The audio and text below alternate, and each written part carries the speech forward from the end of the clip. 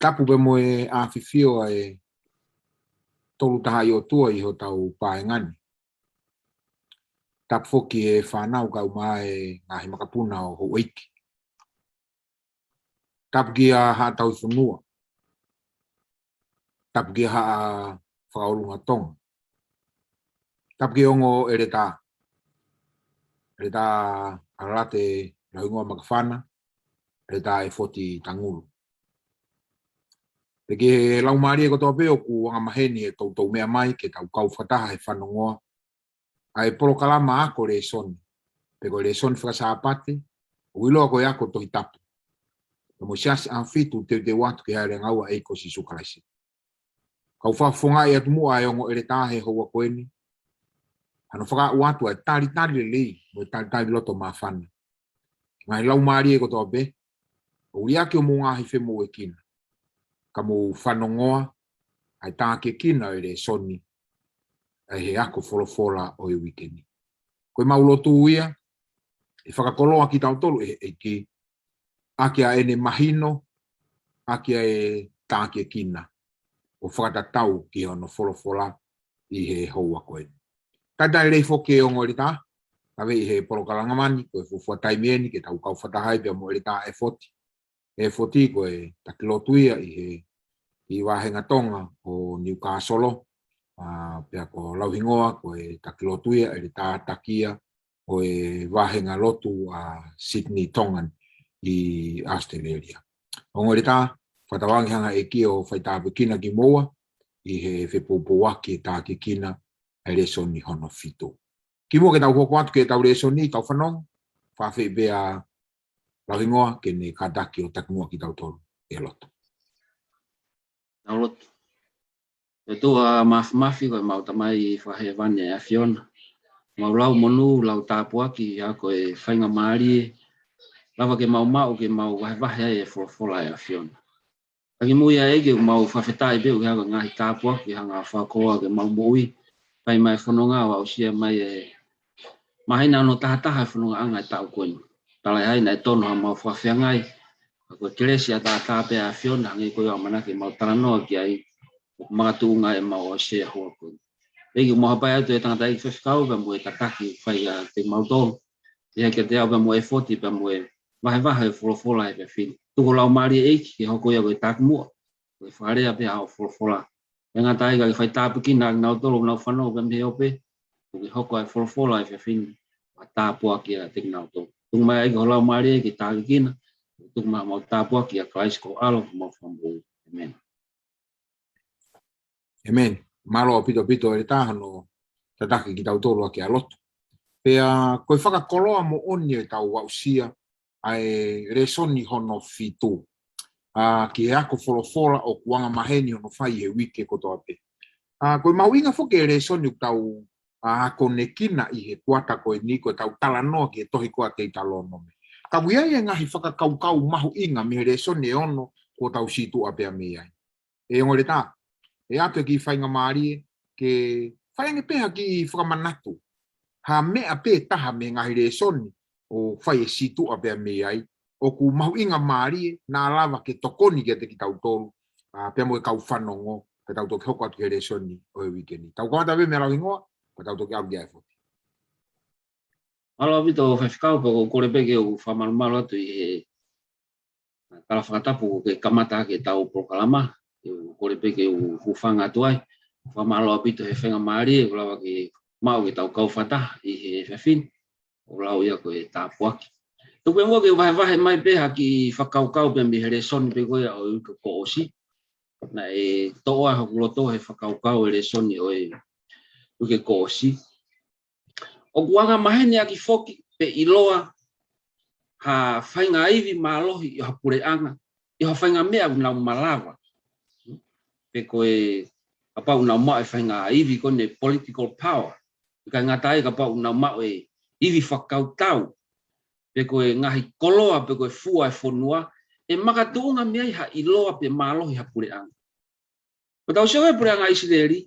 Hala take mao he pure anga Israeli ha foi mea e taha ngai mea koe nau plawe. Koe kakai eni na e nofo pōpula.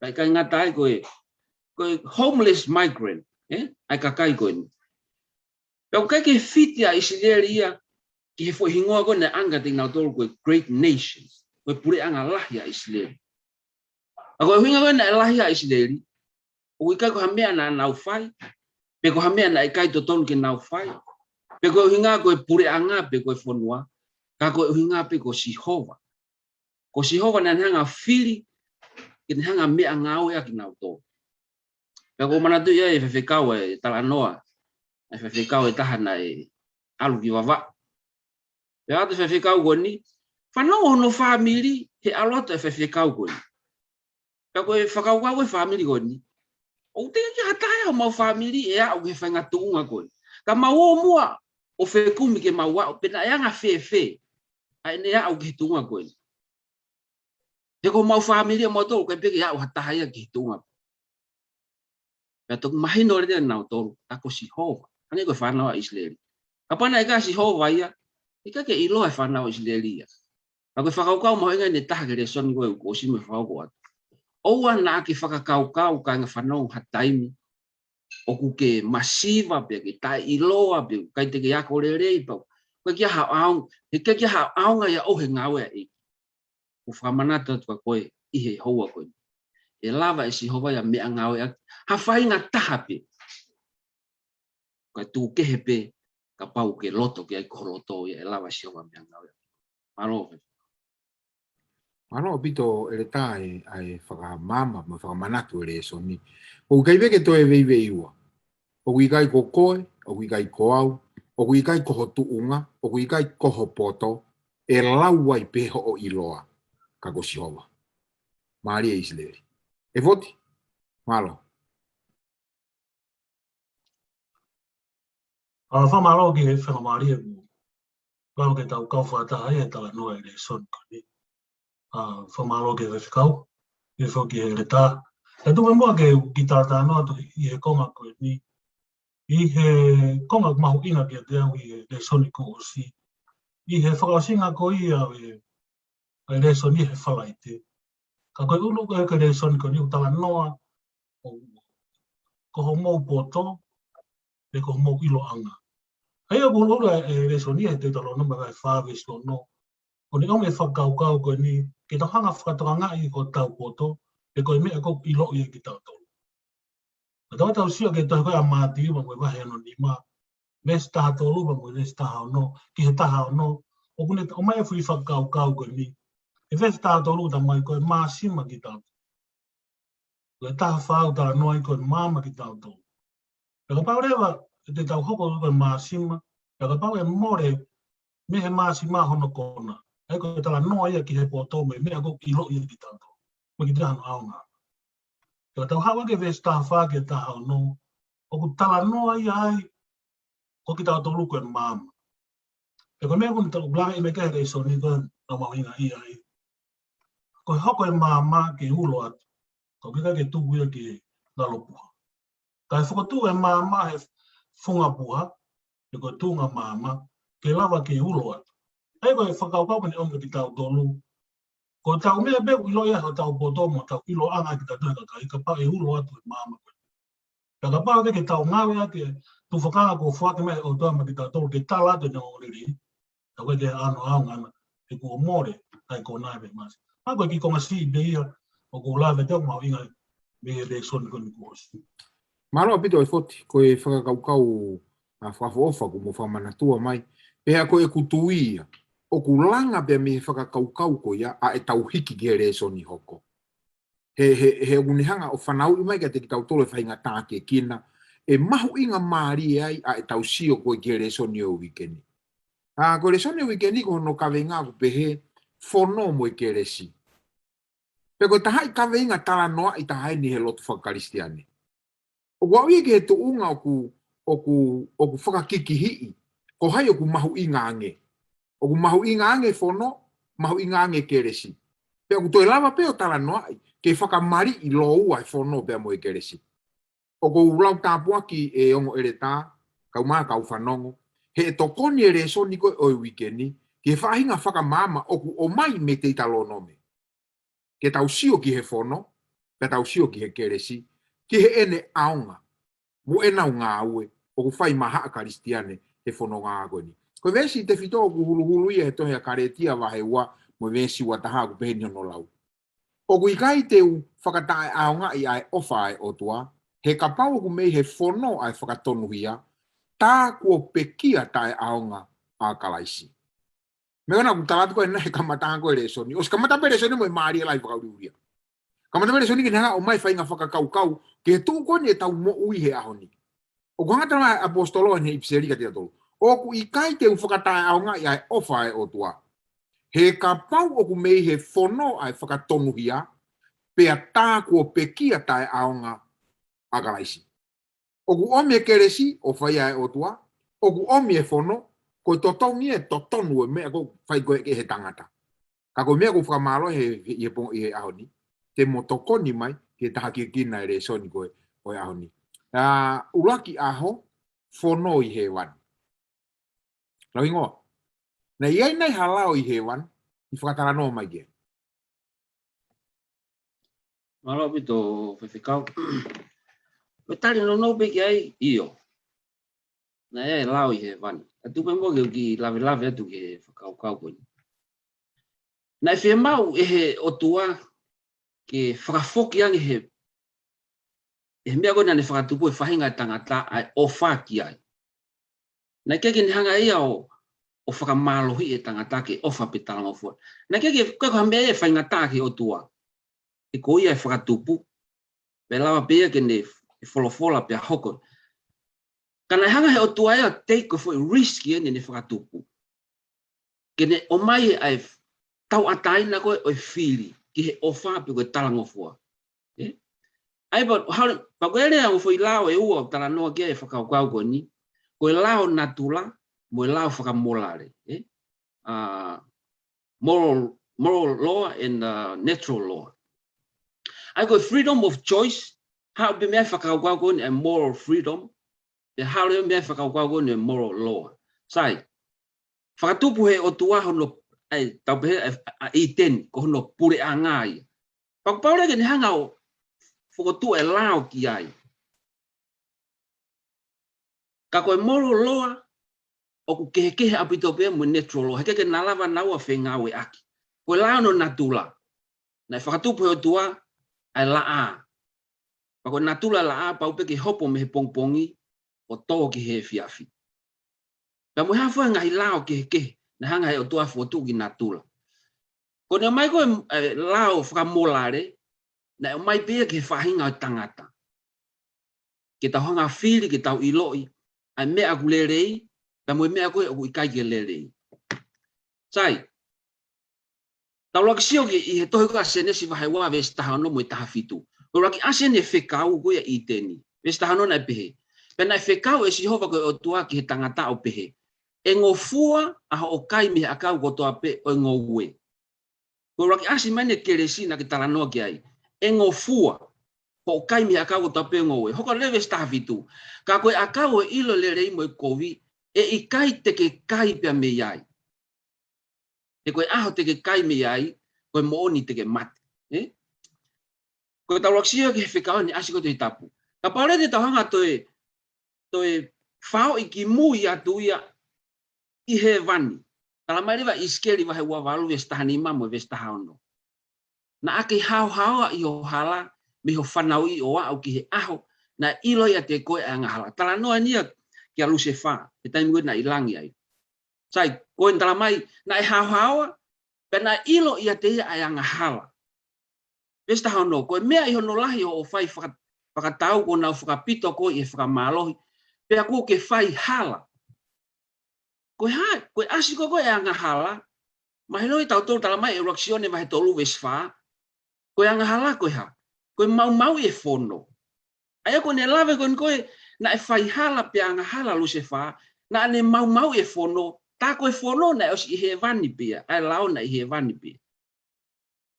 Talanga rewa si hoa, koe te uri aki ai koe mihe mou ngatapu o toa, o hange ko hataha whakaria. Ka te whaka auha koe, a koe ko se lupi o lolofa mai mihe lolotonga, o ngahi maka afi. Pa koe o la rewa tala mai rewa e whakahawa e tahawa, na e li rewa a se tane ia, mo ne kau angelo ki maaman. Sai, Tala mai rewa he tau haurea ki he gospeli ki he whakawhau he loma vai fitu ves fitu. O mei he fono a ilo e angahala. Ka pau na ikai e fono, ka pau na ikai lao, he ikai ke ilo o ku kove kai haa, ikai ki tau ilo ku kove man manu. Koe whakaukau o nini hanga tala mai bahino ka tik tau tolu. Koe moro loa po koe lao whakamolare, na i he vani peia. Pa koe mea ni maho inga ki tau tolu e kāinga whanongo. Pe ki whewhikau mo re tā. Koe lao tatau pe koe na i he vani, o koe pe ku ia koe moau he ahoni. O koe ke pehe na ke he lao, mo lare he vani pe ke he lao o mai ka koe moau tatau pe. Ka koe mea ni whewhikau pe mo re tā. Tau whawhetai mo na ke ki hanga e ki o whakatupu tau tolu pea. Pea box tau tolu. Tau tuku pehe fo i puha tau koe whai e moe pau ke pehe moe. Ka tau whawhetai e na hanga pehe o tuao. Folahi mai. Koe. Koe lere ie, koe kovi e. Whai te riha pe koe haha o whiri. Pa koe mea ni umaho inga e kāinga whanongo. He kai tau mo ui tau tolu ia. He tau he whono. Neo te matoki lawe ki ai anai o whakaiki ange. Pa koe mea ni maho inga. Koe obedient koe ki he lao. It's a blessing. Koe tāpuaki. Ai tau talango fua ki he whono. Pe koe lao koe ia asihoma. Maha koe ki konga peu lawe ki ai whikau. Ko whalahi apito e tā tā ke kina o ku whai. E gue whuketai mi lahe o tau behe. Ka mene ai ai lao. Ne ke hawhai ngā mo u behe ia i he wani. O whakamahino he tā ke kina. Tau koe ke mea fo o e whono ia. Koe whono ta koe ulunganga pe ia o i mo ui talu mi he kamataanga. Ka whitai ke eki. E foti. Koe hare wai whatongia o e whono. Malo foti. Whamalo ki e whakau e whihui o mai. Whamalo whaki he re tāko ne hanga o kini mai. Ka kune hanga o mea konga lahi o whatatau ka mo whihui o mai. Ka e tupe mo e whanga maari e koe ni ke u. Tau mai bea whangi konga si me e wholofola ke lau pika tau si o miki ai. I koe haa nai e whatongia e whono. E ko tau wakai ke tohi koe alo maa vai tolu. Ka mo vesi wanoa. Te whuki he tohi koe alo maa vai fitu vesi tahaua. Ka mo lo maa vai he walu vesi ula ki he tolu. Koe kātoa ngā tohi koe ni. O kuna o mi tala noa pe ki e whoi whakau e ta. Ka koe whakau koe kuna o mai a hendi tala atu koe ni. Ka pau he i kai ke ai ha whono. He i kai ke ai ha ngahala. Hei ko tau sui o ia ko tau lau ki tanga, ko tahe e ngai whatongia o e whono. Ka tā nei ke tau hanga ilo e whakau ko ni, kai ke malawa he whahinga e tangata. O whakatoka ngai, e te nahonga ilo. Ai whahinga urunganga ko kunau whai. E koe tonga mo ui palangu, e koe furi ki wano, uwhanga e whakatabu. Ka pau nei kai te aha whono. Ai ko tau sio ke whakau ko ia, o kone hanga tuhui mara ki tau tolu ngai vesko ni, ai uhinga e whono. Te ulau peke u whakatata a ki whakau ko ni. Ka pau te tau alu ki he matatahi. E ka watu e ke matatahi, kutu mai hafu papai. Tapu e ko matahi ko ni, o koe e āngahe. Ta mai te tau ita tatoku, ki he toko taha koe nane ake fu papai. Pe koe tau sio mana ku hala fu saini koe ni. Ka koe mea kone hawa tonga ima ki tau tolu. Koe fu saini ta mai tapu o ua te ke ngawe ke komatahi koe ni e koe āngai. Te tawa mofua koe ki ai te hawa i mehanga. Ka koe whaimea no koko. Tai ne tā tau, he kai te tau lawa he fu saini e koe ia, o tamate e anga. Ka koe ne ngawe, koe ne foi whaina ino mai, koe whaina nai. Hei ka tau sio pe, e whaiwhakau pe ki e tā, koe whatongia ia e whono. Kono whakailo i ki tau tolu. Pe koe whakataukanga. Pe koe whainga mea ke nanga whakatau ataina i ki tau tolu. Mei he anga hawa. Mai koe ki konga si beko ki lawe toi whakatau ki e lawe ngai konga meskoni. Malo. Malo e tā. Heku mo mai whakakau maho inga au pito. Nei lawe e tā la hingoa ne nai o pehe. Ka pau e kai ki aha whono, kai ke ilo e anga hala. Koe ni tau hango e whakakau, o whakamahino mai he ngahi i piseri koa paula toi alomana ke lawe kia e 40. Ka koe fono, koe hange koe fu mama hulu ia. O kune hanga hulu i ki tau tolu ke tau ilo. Ai mea kou whehalaki. Maari la. Pawutai ke iki. Ia e fono i he wani. Tau hau ke konga hono wa. Koe fono te talo nome. Ngau ingoa. Tara noa mai ange ki he whakamatala e mo sese. Ai fono i he tohia te talo nome. Alo pito koe hao mai ne whanau a Israeli ki he matani kolo ko ia e whanua e tala ofa. A manakini ke nau huat ke whanua ko e tala ofa. A matui wha koe whanau en, koe tau tangata whaofo ki ni e. O mōrea te mātua he tau e whanau funi kone nau whanonga hala e toa wha. Ako mō sese ni une toe lau pe hangi hane toe whakamanatu ki he whanau a Israeli e whanau e o tua. Tahange mō sese. Mō manatu ina hanga he o tuao, whaka mō ui, redeem mai, a mō ngahi ta mai pia me ispit. Pai kai ngatai, koe ne hanga toe whamatala ka te ngau tolu, ai maho inga koe ke talanga fua ki he whono. Pia kulahe ngahi vesi hen, ka inga whanong ka pa te mō toki kataki peo lau ate ngahi vesi ko nihi ke hataimi ke lau kotoa. Te talono me vai wha ves wha, te talono me tafitu ves tahiva, te talono mai ua walu ves nima walu, te talono mai tolua ves ngofulu, te talono me tol taha ves tahaua, te talono me tolua ves faono, te talono me tolu ves ua. Ka ko mari ia he ves te talono me tolua faono, ki ko ia pe ko to mai ki hanga lau mai. Pea pe he ia ka te nau tolu. Whakatoka ngā i ho mōloto ke ngahi rea ko toa pe aia o ko whakapapau ka te motore ahoni.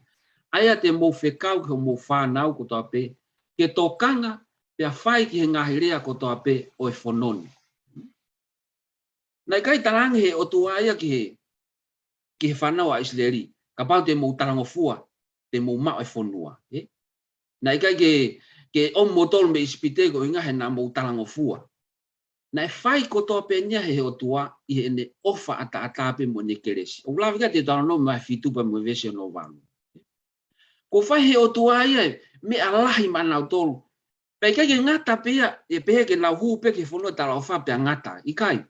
E kei hoko atu pe ai al ofa pe mo mese o tua tatau e pe au ke nau hoko ke whanua tala ofa.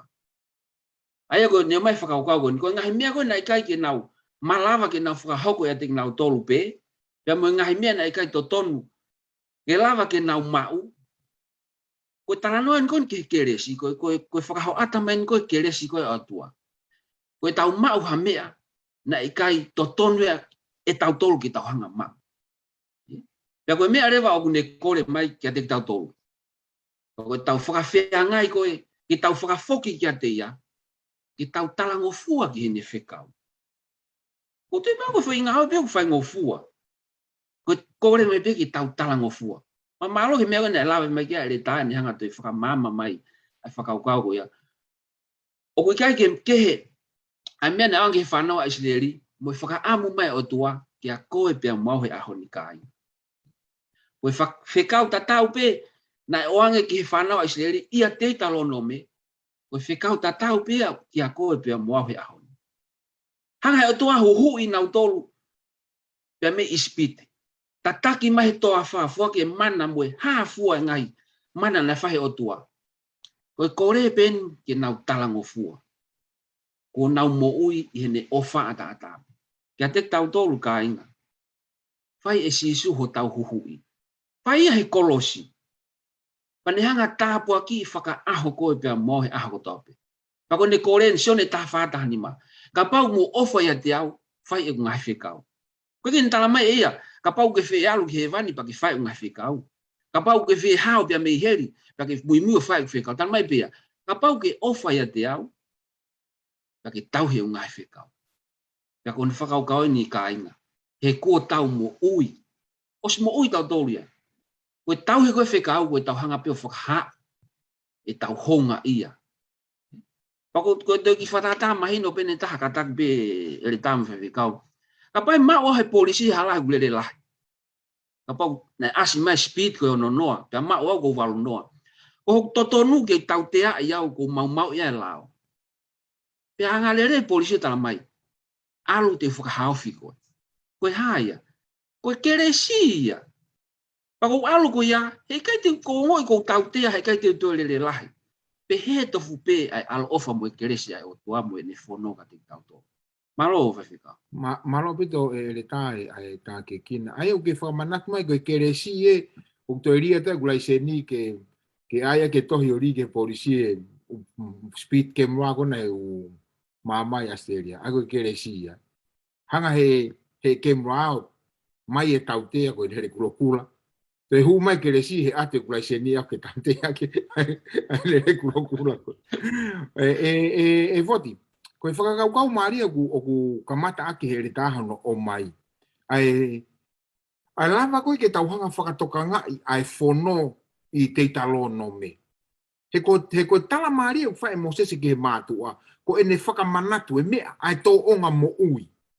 Ke whakamanatu ke he whanau, a manaki ke nau hu atu ke whonua e tala uwha. Ai ko tō onga mo ui ke nofo he whono. Sai. Nau skamata ki whakataranoa mai kia ere tāwhiko aku mo e keresi. Ka teke talanoa mua koe e foti i he whelawe i ai whono pia mo e keresi. Malo obita. Whamalo whiwhikau e whiwi. Whamalo whuki he re tā he lawa o mai e konga ke ne hanga whakawata mai ke lawa ke tau mahino i ai konga kon te talanoa. Ai ku tau te talanoa te pēo he tohi a loma. I he wahe tolu, e sua walu, e whaki a loma ke he vesi wanoa, e mo sione wahe tā whāwe, tā ni mako e nei lawe mai kei, ai ere tā. Loma wahe tolu e sua walu pe he, o ku whakatonu hea e tangata e he tui. O ta e kāwai e ngahi ngāwe ai whono. E vesi wanoa, ko ia hei kai ai tonu hea, ha toko taha, I hona ao I e ngahi ngāwe ai whono. He oku me he whono, ai iloi o Yamahala. Sione vai tā whāwe tāne mau pēmei. Ka bau mo ofa kia te au, whai e ku ngai whikau.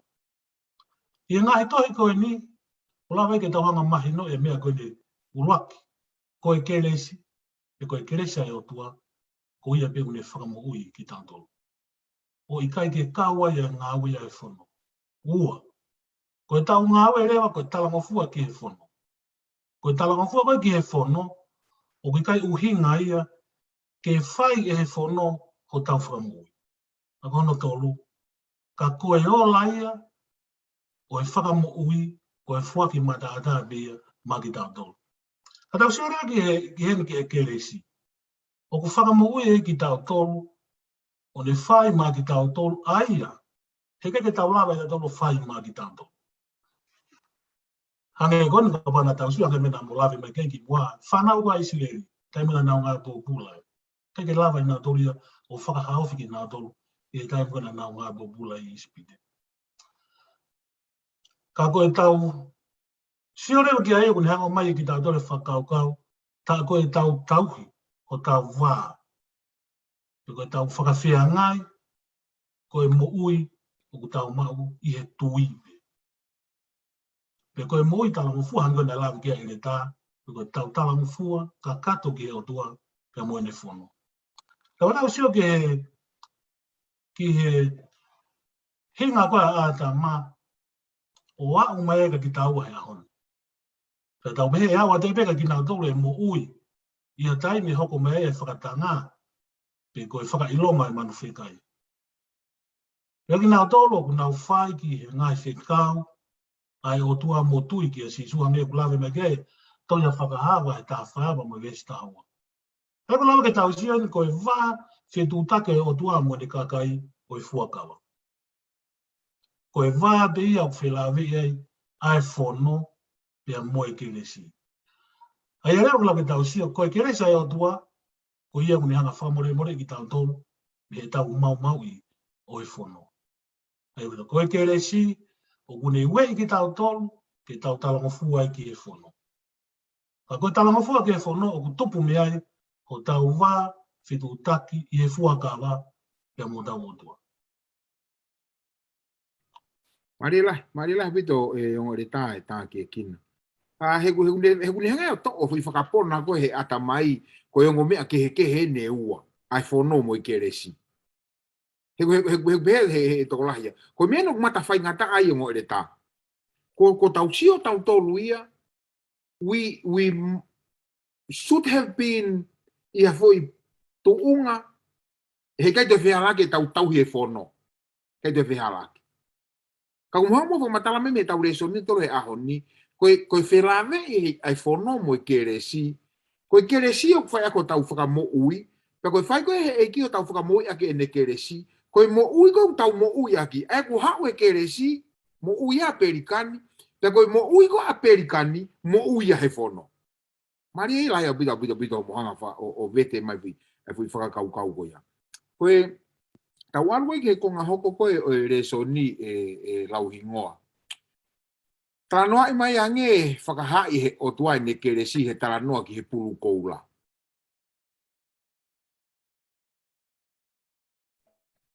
Alo vito koe ulfo koe tusi te koe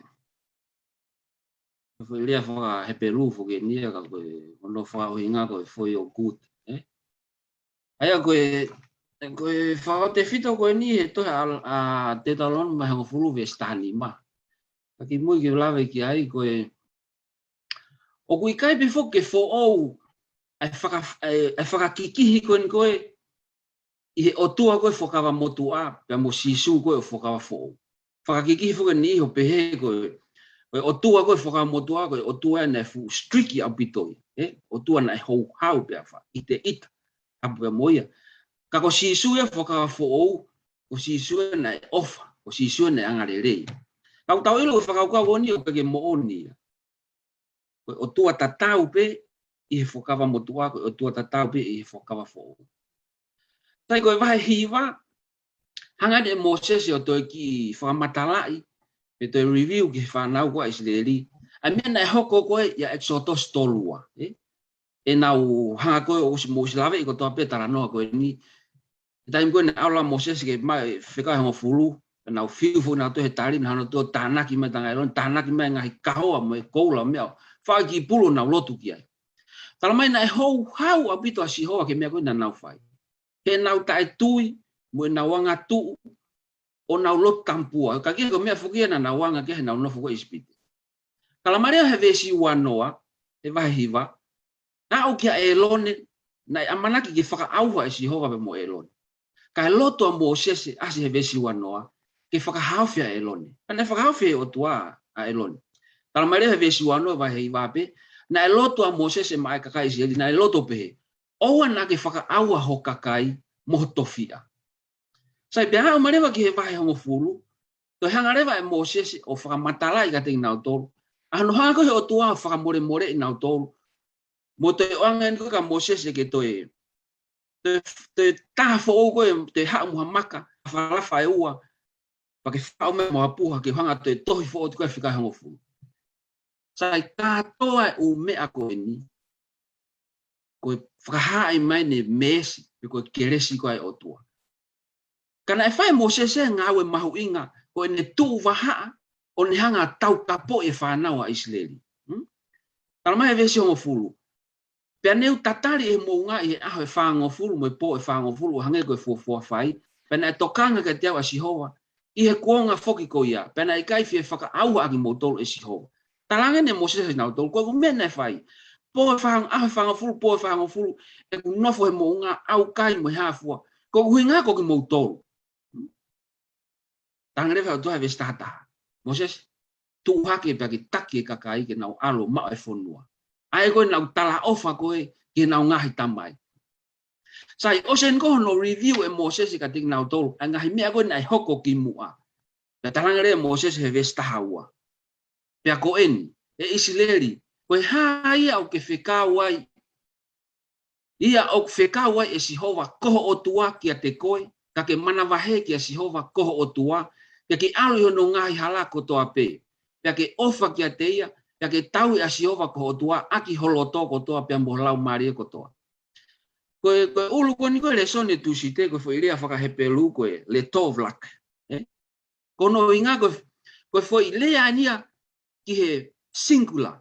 Lea whakapatonu ki, neongo koe wholofola ki isileri whakalugfua, kai whatonga ngahi lea koe ni, o lea whakatau tahaia. Sihova koho o tua, kia te koe. Sihova ke tauhi a Sihova koho o tua aki, holo tō kotoa, pia moho lau marie kotoa. Ai koe wholofola koe ni, wholofola whakapatonu whakatau taha ki he whanau a isileri, pia te wholofola whakalugfua. Vesta hato, ke tau ia ngai whekau a siwa mo ne ngai tutu o ko whekau kia te ko he aho ni. Ke lele iai. Whatonga e whekau koe ni. Patonu pe whakatau taha. Whekau ke tau ia ngai whekau a siwa ko whekau kia te ko ke lele iai. Sai pe hawa le vesta whake vesta hanima o kulawe pe he. Neongo ho mouanga hala na e whitangalo e rea Sihova ki ho mounga he tamai. Kako mene mea maho ingani he vesta hanima. Ko mou tolu eni he ahoni. Mou mau e tāpuaki koe. Wholofola pia, tanga tonu pia ka tau tolu ngai ahoni kanga. Whikau pa mua reta. Monu ia puaki o kuke mau pia e koe muau i he ahoni. Neongo na e ngawe mai tanga whangakui mo e tau ngahi tamai i he kuohiri. Kako koe pa muau ta inu monu ia koe. Tai koe talanoa koe ni, ko whapapau ia 100% koe talanoa ni ke keresi. Every bit of it, keresi ai o ko umahe talanoa koe ni. He vesta hatu na ulawa ki ai, ke lele iai. Patonga e ngau hina o tolu he o tua, tau hina o tolu he o tua, a whio he o tua lele i taha ka te ngau tolu. Ne fie mao e lele i taha me ana o tolu. Koe talangofua ki he whono pe koe whekau. Koe lele i koe mao ai, koe lele e mao pia e au whakafo i tuitui. E mao pia e koe whakafo i tuitui. Tō mai whakau kua koni whekau. Hange e whekau e pe koe tohi tapu i me nuolo ki a koe pia mo. Apate te alo whakatau mai tapu e ko haki machine kosi. Uteke te utai machine kosi pe ku 2 stroke, pe 4 stroke, pe ku hui pe tai hu. Ku pau ke to i me nuolo sio o ku pau ke hu. Pa koe pensini ku utu aki. O te algo mai machine kosi pa ke alpo maha lolo ti solo utu aki. E kake mo ue machine kosi e mau ia. Koe menuolo pe koe fono pe koe whekau, hange pe haki tohi whaino hino. He koe otuana ne whau tau tolu tau sino, pau kia menuolo, e mui kia sino koe ni. Malo whekau. Maria pito e tae, e tā ke kina. Peki mea kou e whope te hokatu kia kou, eki mea kou tō kanga o pito ki ai. Koe hanai hono lahi, a tau tolu no tau tā ke kina, o ku tau nofo viri tae unua ki he otua, ko uhiko hataha kehe. Aho e whanoa, nage lawe ki ai ere tā lau hingoa, aho e whanoa ai lotua mō sese ki he otua, ke whakahauwhia ai whanau Isleri. Koe hanai hono lahi, suke keresi. Ta e mau pe e he o tau kau ngā whono ngā i keresi, whakaunga ia tau tolu koni o tau whakakaukau tau tupure kina. Ke tau ki whakamore ki mua hataimi, he whea ko whai whekau. Hanai hono lahi perikani, ai taimi ku ke nofo ai o hara whakarea. Whewa uhi moe o tua ko uhi ko kai ngā lotu ngaru tuki pātaisi. He whekau whine te aupa.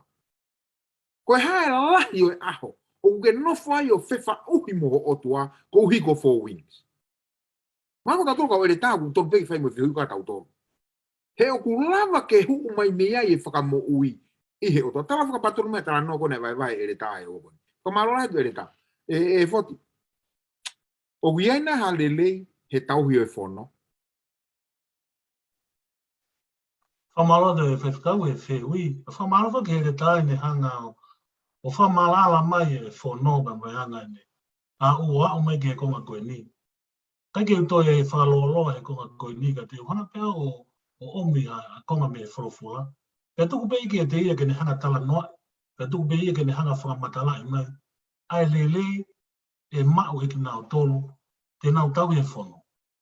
Ai apate tau sio hani ki e tohi ko ia sāme. I e sāme ulua ki ura ke ngai sāme. Pea koe vesi koa hono ulua ki ke e tolu pe no whare. Ko ino pe koe sāme ilo anu, ilo i e toko taha katoa pe. Ka ia te ia pete ni hanga whamatara i reika ki tā tolu. ai lelei, e mao ki nau tolu, e nau tau ia whono. Sa ulake same, vesu luaki. Oku monu ia ai tangata, oku ikai ewe ewa i e whakaukau e anga kovi. Pe tu i e hala e kawang hala. Pe nofo i e nofoa o e manuki.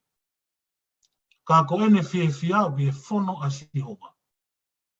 Pe a ko ene whono o kune whakalaulau loto ia i he aho pia moe pō. Pe a tatau ia pia moe a kau kua tō ki hewe e vai tafi. A ia ku omi hono fua i hono wha i ta. Pe a ko hono lau foki e ikai mai.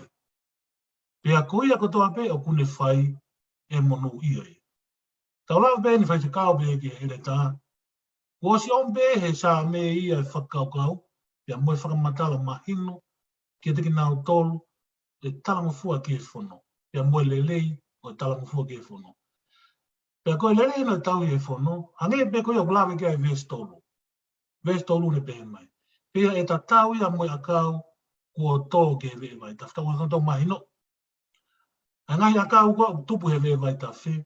E mo ui lelei afa afa. O omi hono fua i e whaita. Pe a fua bia he taim to tono. Pe a kulea bia he mea to tono. Pe a kulea bia ke tupu he mea kotoa bia he mo ui lelei. Pe a koe ki hawa a ko via. Pe a ko hono lau foki e ikai mai. E kei pia hataime te tau si oai e tue noa ia. Pia hataime te tau si oai o ku whaingata ia. He kui he e kia. A koe mea noko mawinga ia e koma koe ni. O bea mai. Nei whamamafa mai e saa me koma koe ni. Pe a koe kotoa pe o kune whai. Pe koe kotoa pe o tala ngofua. Mo mui mui ki e whono. Ai whono kai o tua. E monu ia. E pe whaikau pe ke ta. E kei ko te whalolo a koe koni. E ko smahino pe ia de ia e whakaukau koni au mai. Marongi. Malo o pito e fote ai whamama. Ko kamo pe he ku mahu inga. O ko rotonga lere tai mini e ku ki iako folofola he whekau e hongo fulu.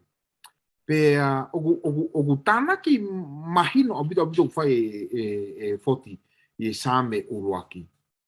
O ku hanga te ke iau e ongo ako reisoni ke whakautu ange e ku tokanga ki hoku whakamo ui he keresi. Ke whakaea e ku tauhiwa ki he otua, he ku mo ui whakatatau pia moe whono. He koena whakapapau i mai. Ko ia o ku talangofua, ae o ku whai ki he whono e monu ia. Hoi whanongo, ka pau mo whē monu ia, ko eni. Pa ko tui koe mea totonu e ke whihui he tawa ko resoni. Ko ia o ku whē monu ia, manatui ko whakamo ui he keresi, mo ui ke whakaho atatu a o talangofua ki he whono. Lau hingoa, a pule luluen, koe pōpula i isipite. Whakatanoa mai ange ke mahu inga, pe whakakaukau na e whakamo ui ki mou tolu e Sihova, mei isipite, pe a mohono mahu inga. Alo, kau. O ku tau whemauriri waki pe a te talonomi ai foi whakaukau ko ni, pe koe foi tō piki ko ni. Hano whakahauwhi koe he o tua, ai whanau a Isleri me ispite pe kono whakatau a taina nau tō. Pa te hanga pe mo sese o toi whamanatu pe ka teki nau tōru. Ano hanga koe o tua o whakatau a taina. Ai koe whakamo ui tau pe he whakatau a taina i nau tōru pe me nofo pōpula. Toi koe a te talo no me vahe wano ve swaru te ki lau vave tu pe. Pana e o me Sihova mo tōru me ispite ake a nima mafi mo nima ko mawhawatu. Pe e ngahi mea whakamana vahe lahi mo e ngahi whakailonga. Mo ngahi mea whakaafu. O tu e la pika te talono me tahano vesi uraki ki vesi ono ai o talanoa e te talono me tahano ia ki ke nau whae kātoanga koe la kātū. Koe kātoanga fuke na nau whakahoko koe i he pō koe na e mate ai koe uraki fuha i ispite. Pai kai ngatai, hire ngahi taurahi ia mea mōsesi. Kutohenga e maika ia o hake. E whakaukau ko ni a maika vahe ono pa mo vesi wha o ne pehe. Ene omi koe mi he whonua ko ispite, pe ne huhui koe mi he whare o e kautama o eki, pe ne whekau a Mosese mo Elone, mo Miriami, ke alu iho ao. Pai kai ngatai, whokawa fo, anga e paula ia, o toi o hake e whakakaukau koe ni, ia he peru he tahataha vesu hai wau pehe. Hui i he tahi kura, e i he mōmoa, ai ke fai e kakai ispite pe lo maki ai akinauto sai ko te talono me vai fitu nai kai filia isile ohi nau tokolahi na kai nau tokolahi na to hala ata nau lave ke he kamata ko ane nai ko ofa mata ta pe o tua pe mo ne tauhi ene fuaka mo na nga ai na hingi na filia ko isile sai ka pode tau foki ka sene si vai ta tua ke ai palhami te foka monu ia ai ho hako ko Israeli ko hako ia e palhami pa ko tau mua ko ia asi hova ki Israeli ke ne hanga me anga ue aki nautol ke il e ngahi pure anga akai asi hova mo na ili leva Israeli ko kakai mavahe ko kakai ko fili ko ne hanga fili pe ne ongo na utalanga ta alu pe mo foki pe tua ai mesi pe mo ofa pe o tua mo tauhi pe ne palo mesi o ne ave pe ki nautolo a o ki fonua talaufa Vai ficar molestado hanga mai ki whakatata. Ko Israeli ko hange haki me arere. Pea koe manufacturer koe me arere ko ni koe otua. Ai tawe koe otua. Pea koe mate. Pea koe meiki ko Israeli. Ai ko hengoa ki me arere ko Israeli. Koe whakauri koe he me arere ko ni ko Moses. Koe me arere ko whimau kia pensini, whimau kia vai, whimau kia vae, whimau kia mama. Koe pensini koe na utua ki a Israeli ko mana ai o tuana e whakahoka ngau tō. E mana i he mā. Ka koe vai pe koe lolo koe na e whemau ke mea lera Israeli. Koe mana pe moi ai o tua. Koe mama koe mea lera Israeli e pou wafi. Ka koe vai koe mea lera Israeli na e vai aki pe ia vai koe kakai. Ka koe talanoa e wholawholai koe mea lera koe ni na keki hatai me worn out ia nau vai. Pe na e popo pe na e ka taimi ku pai he toa fa hala ata pe tau pe na e maha ka na e taimi ka ai no me ko supplier pe ko manufacturer ko ni na ne supply ma pe ya ke fe unga i a ko toa pe ta e fanua pana ki taimi na me overheat ai me ale Israeli pe anga mo se ta e makate o mai vai me te utua ki hokate fononga ana e taimi na palpare mai aki me alere ko ni hanga tolo utu aki me alere pensini hala ko taimi gon na lota mapua ai taimi gon na tafoke me asiova na hanga to utu aki me alere pensini hala wa hale me na hoko kai ho hawa asiova na ke fenga pe faka uria Moses mo ne toto fenga pe ke manufacturer ke kataki pe mo na ki me alere ke ya o ke fetu na fonongia kana os whakapau i pia he manufacturer pe koe o tua. U pau pe ke ia o me alere ai nani hanga ngaohi e wheitu na whakatau mua ki ai. Kainga, ko koe pia muau o ki me alere ki tau tolu he ahoni ke tau hanga ave ko spire o tua. Pau tau tolu ke tu o fusaini he tau ki me alere hanga ke kau whiriwhare area. Ko koe pia muau ke tu wai ai ongo le rei o kalaisi ko whakamo ui tau e kalaisi. Tau ta mo ui he ne kere esi ata. Mari lah ya pito ele tá ai famama e he tá que kina ya ko ya e foti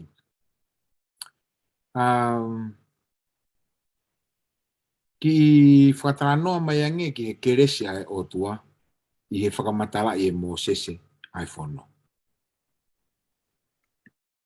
Whamalo ke whewi. Whamalo wha ke ele tā i vai ko neo mai, he koe whakaukau iau amana ke whai ke tala noa. Ai whi mau koe o tua ke inasi tō taha ko tō pehe keresi. Haku tala noa ke a Mose se i he mahe ono ni maa tō whito ke vesi ke talo no me vai ni maa vesi o no ke he uoa. Ka te tala noa pe au he vesi taha ua te ki he taha ni maa. Hai o haa i he tala noa ko ni e whenga a Moses ke ne hanga toe o mai, pe ne hanga whamama whai mai, ai whakau, ai uhinga, nei, tala noa ke o tua, o kai koe ngata pehe Sabate, ai nau whamanatu. Ka kuto e lao fo ke nau hanga whamanatu pe amoe nau tainga nau ispite he ngā pōpula. Patau sio ki he whakau konu ome i he vesta hawa ke tanima. Tauhi ai aho Sabate ke whamao ni oni ia. o hange koe whikau a siawa koe o tua ke te koe. Ka koe aho e ono ke ngawe ai, o whai ai ho ngawe ko toa pe. Ka koe ono fitu o e aho, koe sā pate i a Sihova koho o tua. Oa nā ke whai ai ha ngawe ta, a koe, pe koho whoha, pe koho ofewhine, pe koho tamai o iki, pe koho kaunanga, pe koho pulu, pe koho asi, pe ha manu e taha, pe koe muri o kunofo i o loto a. Koe hui ke maro lo mo koe, a hao tamai o iki mo ho kaunanga. Pea te manatu nā ke nofo koe, tamai o iki e whanua ko isipite. Pea nā omi koe me iai e Sihova koho o tua. I he nima mafi, mo nima ko mawhao, ko ia ko whikau iai e Sihova koho tua ke te koe, ke taui ai sāpate. E whaiwhikau pe ke ere tā, lau ke tau si o heni, ko e taui o e sāpate, o ke ngata pe, ko e whakamanatu, o e whakatupu i ono ngawi, ai māma ko ni he tau, e he otua. Ka e pehe fori, kanu toi whakamanatu, o e huhui, me ispite. Nā whakamoi ke tau tolu, e he kerese ai otua, me ispite. Pia whuaki anke te ki nau tolu, ai mālolo, me nau ngahi ngā ue. Hange ko ia ku asi e toi koe he pe luwa e whaaka te la whenga maarie.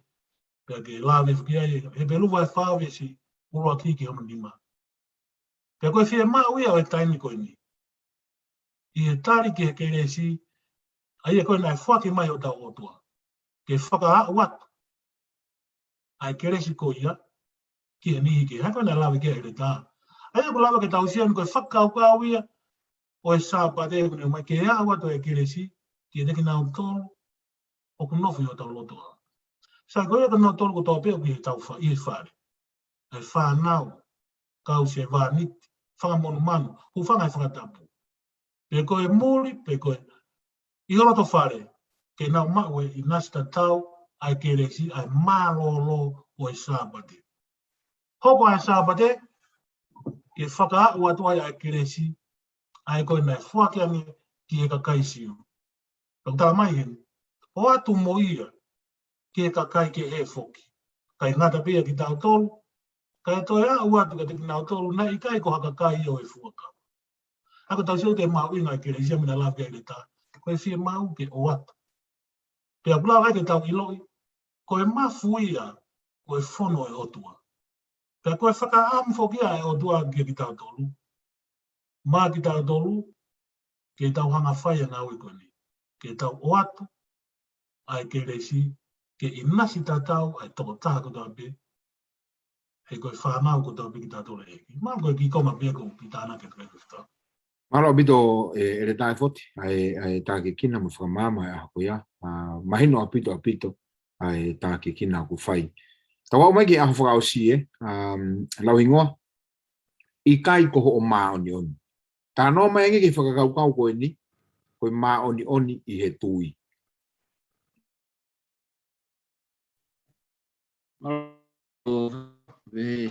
Malo ke re tā pe moe, tā ke kina mai whakaukau koe ke hokatua ke whakaosi koe aho tau pule lulu.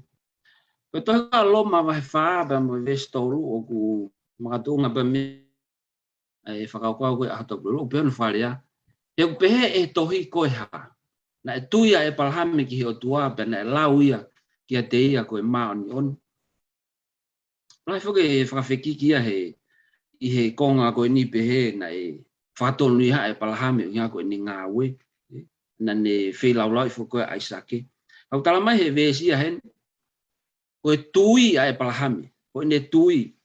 O tatau pe alu whakataha ai whono pe moe keresi, moe alu whakataha ai tui pe moe ngā ue. Au tala mareo e se misi vahe wa ve stafitu. Koe tui koe ke ngā ue, koe tui au mate. Aia ko kapareo ko tui ki he o tua, ko tui ki he eiki, e whakaho atatu he ku ngā ue ko whai, nai lawa kia whiwhikau ane nai.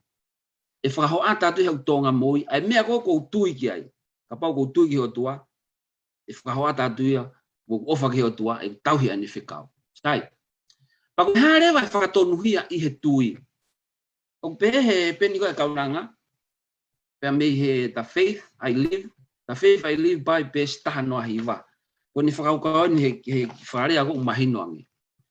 Ko mea koe au whai o tua ma ai tangata, pe ko mea whai o tua ma au pia muau. O kui kai malawa ia e koe pia muau ke tahanga whakahoko ai mea koe ia. Ko no huinga ia o tau whakafoki ai pe langi ki he o tua. Mo mea ko tua pe tonu ke whakafoki ki he o tua, he ku kai ko tau ai ia. O koe ko tau au tamalawa whai mea koe. O tua ia koe muau o tamalawa. Pa koe taimi ko ta ikuna ai, koe langi tonu ke whakafoki pia ki he o tua. He tau pia muia ke ni ma. Koe taimi koe au wakaya o iloi.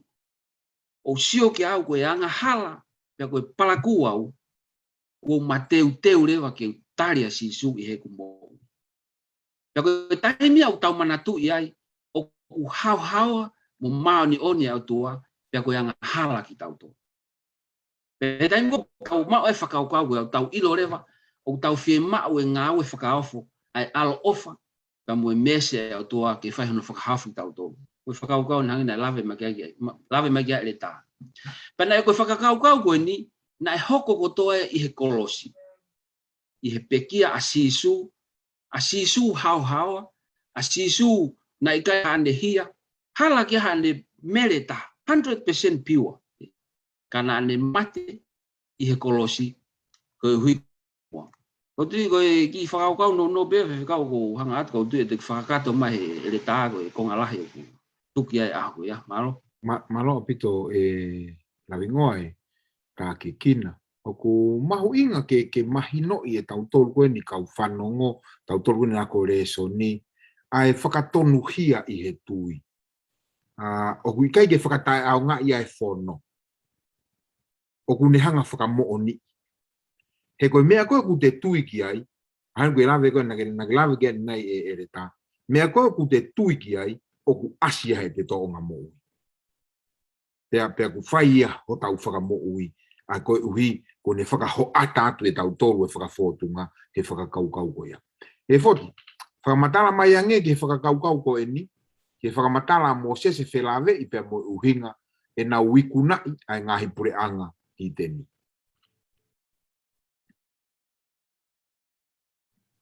Whamalo tu whaiwhikama pe whoki e re tā. Ka wheo i mahu i ngai, mga mea na lawe kia i e re tā ne nai. Ka ku mune omi e whakaukau, hame na ta lawe kia i. Ai ta hanga i lo i a ngāwe o tua ku whai ma ki tau tō. Hange pēo o ta noa kia i e tohi te talono me vai hiwa. I e vesi urua ki he ono. Hange koe whehe ui. Koe hana e uhinga na i kuna e ai ngahi pure anga hi teni kone. Tam ta anō whake vesi ua ia i e konga koe ni. Tā mega ki tau tolu koe ka kai kula lahi mo loa. Koe whanau e kau a kani, a naki, a ki nau tolu o ku ilo. Pe apuni ke whanongo a lau ki ai o pehe kohai e wha atu i he au e whanau a anaki. Eka tau siwa tu ki he tūma kono ki ai e whakamatala koe ni. Ai la lahi koe ka kai koe ni, pa tau whewe whuk, pena e anga whewe koe whewe. E nau hanga o la wai, pena honga i kuna i ai whenga koe ni. Ka tau siwa ke vesi tolu pehe me, e ki tau tolu he vesi tolu pehe mai. Ko ia ke ilo i he ahoni. Ko si hova, ko o tua, ko ia, o ku alu mua ia te koe. Hange koe afi whaka auha. Tene whaka auha ki nau tolu i ho au. Hako tau seo ria ki ai, ta ko si hova pe. Uhinga pe na wei kuna ki nau tolu, ko si hova pe. He tapare tau seo ke vesi ni mau tau mai ki tau tolu. O kui kai koe mea i ho mao ni oni, e ku hala kuta tolu he mao ni oni. Hei he anga tonu a holo tolu. Hala kia ha tau wanga tonu i a tau tolu. E whakamui ai koe e he otua. Ka tene whai e ia koe uhi koe talamofua, o e onga molelei tai ngata. Haku tā noa kia ia whakahawa e tā whaaba mai vesi ko ia no, ka tō hawhenga maari e pai toki. Awa tu kia ia a whikumi. Ka koe tā lao whana e whuaki mai ai maa ki tau tōnu, o i kai whatatau mo e tau ngahi ngā awe. Ka oku whatatau mo e ne tūtu uni, mo e alo ofa aia, na e whuaki kia teki tau tōnu, ia kalaisi si su i he te gai tuu a māmani. Taga fa na mari popo ma ke to ko awa timote wa he ulo ki ba mo vesi wa pe fo ke tai tu se ba he ulo ki vesi wa ka ko fa ka wa ne mai ka ta tolu ka pa na fo ki mai ta la ofani ma ki ta tolu he te ke tu wa mama ni ka ku pau pe a ku mo oni au pito na ikai he ta nga he nga we me ko ta mama he na te ke tu pa ku tau si o le vai no fa papa me ka ta tolu ta ko o tua pe ai me ko yo no fa re ta ne ngo e tau whihala aki. Nea mo e tau mere. Tau kia ke wā. E kei whai pe e si hova ai ngāwe whakaawho koe ni mā ki tau tō. Ko hono o la rewa e whikawa ki